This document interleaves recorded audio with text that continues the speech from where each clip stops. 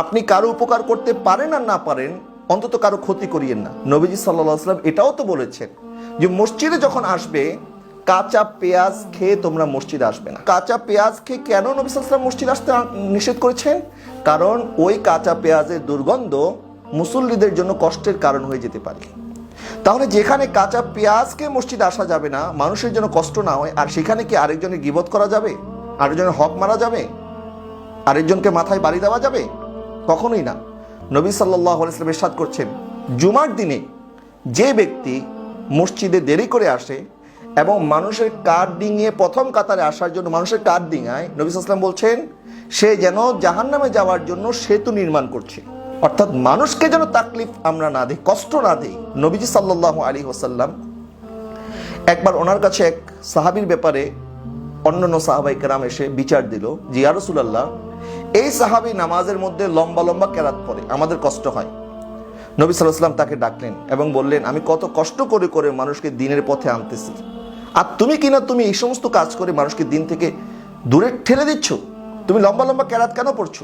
সেখানে অসুস্থ মানুষ থাকতে পারে। আর ইসলামের প্রাথমিক যুগে নারীরাও জামাতে অংশগ্রহণ করতো। নবীজি সাল্লাল্লাহু আলাইহি ওয়াসাল্লাম নিজেও, নবীজি বলছেন, আমার ইচ্ছা ছিল যে আমি নামাজের মধ্যে কেরাত লম্বা করব, কিন্তু পিছন দিক থেকে যখন বাচ্চাদের কান্নার আওয়াজ পেতাম তখন আমি কেরাত ছোট করে দিতাম, কারণ আমি চাই না যে কেরাত লম্বা হয়ে যাওয়ার কারণে বাচ্চার মার কষ্ট হোক। কারণ সে মহিলা তো নামাজও আদায় করছে, এদিকে বাচ্চাও কান্নাকাটি করছে, মুসল্লিদেরও কষ্ট হচ্ছে। সেই জন্য নবী সাল্লাল্লাহু আলাইহি ওয়াসাল্লাম কেরাত ছোট করে দিতেন। ইসলাম এত সহজ করেছেন আমাদের জন্য, আর অথচ আমরা কথায় কথায় ইসলামের নামে মানুষকে কষ্ট দিচ্ছি। আপনি একটি ওয়াজ মাহফিল করবেন, এখানে 100 মানুষ জড়ো হয়েছে, আপনি 100টা মাইক লাগালেন গোটা এলাকার মধ্যে, কি দরকার আছে? এখন কেউ যদি এসে বলে আপনি এতগুলি মাইক কেন লাগাইছেন, মাইক কমায় দেন বা মাইক বন্ধ করেন, তখন আমরা তার বিরুদ্ধে আবার ফতোয়া শুরু করে দেবো, আরে তুমি তো ইসলাম বিদ্বেষী মানুষ, ওয়াজ মাহফিলের বিরুদ্ধে কথা বলতেছো। অথচ আমাদের করা কি দরকার ছিল, আমরা কি করছি? হুজুর পাক সাল্লাল্লাহু আলাইহি ওয়াসাল্লাম একবার এক জায়গায় দাঁড়িয়ে আছেন, এক সাহাবী আসলেন, উনি খুব মোটা তাজা ছিলেন। ওই সাহাবী না দেখে নবীজি সাল্লাল্লাহু আলাইহি ওয়াসাল্লামের কদম মোবারক উপরে পা মোবারক উপরে পা দিয়ে দিলেন বেখেয়ালে। তো উনি যখন একটু মোটা তাজা ছিলেন, নবী সাল্লাল্লাহু আলাইহি ওয়াসাল্লামের খুব কষ্ট হলো, এবং নবী সাল্লাল্লাহু আলাইহি ওয়াসাল্লামের হাত মোবারকের মধ্যে একটি ছড়ি ছিল খেজুর গাছের পাতার মতো, সেটা দিয়ে নবী সাল্লাল্লাহু আলাইহি ওয়াসাল্লাম একটু আঘাত করলেন তার পেটের মধ্যে। বললো, আরে তুমি তো আমার পায়ের মধ্যে দাঁড়িয়ে আছো। তো সে বললো, ইয়া রাসূলুল্লাহ, আমাকে ক্ষমা করে দিন, আমি দেখি নাই। রাত্রিবেলায় ওই সাহাবী ঘরে গিয়ে কান্নায় ভেঙে পড়লো যে আমি কত বড় বেয়াদবি করেছি, যে আমার রাসূলের পাক সাল্লাল্লাহু আলাইহি ওয়াসাল্লামের পা মোবারক উপরে আমি নিজের পা দিয়েছি, না জানি আমার বিরুদ্ধে কোরআনের কোনো আয়াত নাজিল হয়ে যায় কিনা। ওই সাহাবী যখন অনেক ভয়ের মধ্যে ছিল, সকালবেলা নবীজি সাল্লাল্লাহু আলাইহি ওয়াসাল্লাম ফজরের পরে তাকে ডাকলেন। সে যখন হাজির হলো, সে ভয়ের মধ্যে ছিল, না জানি আমার বিরুদ্ধে কোরআনের কোনো আয়াত নাজিল হয়ে গেছে।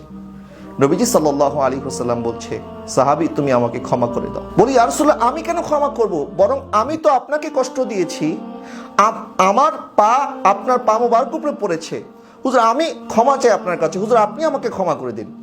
নবীজি সাল্লাল্লাহু আলাইহি ওয়াসাল্লাম বলছেন, আরে তুমি তো পা দিয়েছো তোমার নিজের অজান্তে, তুমি তো ইচ্ছাকৃতভাবে দাও নাই, কিন্তু আমি যে ছড়ি দিয়ে তোমাকে আঘাত করেছি এটা তো আমি জানতে করেছি, দেখে করেছি।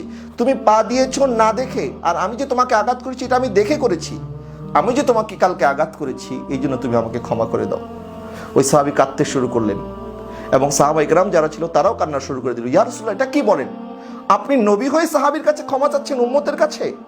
ইয়া রাসূলুল্লাহ, আমি আপনার উপরে সন্তুষ্ট হুজুর, আমার আর কোনো কষ্ট নাই। নবী সাল্লাল্লাহু আলাইহি ওয়াসাল্লাম বলছেন, না, তুমি সন্তুষ্ট হলে হবে না, আমি সন্তুষ্ট হই নাই। হ্যাঁ, আমি সন্তুষ্ট হব তখন আমার কাছে মাত্র 80টা উট একজন হাদিয়া নিয়ে এসেছে, আমার পক্ষ থেকে তুমি এই 80টা হাদিয়া গ্রহণ করো, তখন আমি খুশি হব। নবীজি সাল্লাল্লাহু আলাইহি ওয়াসাল্লামকে ব্যথা দিয়েছেন ওই সাহাবী, তার পা দিয়ে নবীজিকে আঘাত করেছেন, আর উল্টা নবীজি নিজে ক্ষমা চাইলেন এবং 80টা উট হাদিয়া দিলেন। এটা হচ্ছে আমার রাসূলের পাক সাল্লাল্লাহু আলাইহি ওয়াসাল্লামের আখলাক। আমাদের আখলাকটা আমরা যেন সুন্দর করি, এবং যে নিজের অতিষ্ঠ থেকে আরেকজনকে বাঁচাতে পারে, এটাও কিন্তু দ্বীনদারি। আপনি হালাল উপার্জন করেন, কিন্তু মানুষকে কষ্ট দিয়েন না, মানুষের উপরে বোঝা চাপিয়ে দিয়েন না, মানুষের সাথে গালাগালি করিয়েন না, ফিতনা ফাসাদ করিয়েন না, সমাজের মধ্যে বিশৃঙ্খলা করিয়েন না। তাহলে আপনি একজন দ্বীনদার হতে পারবেন।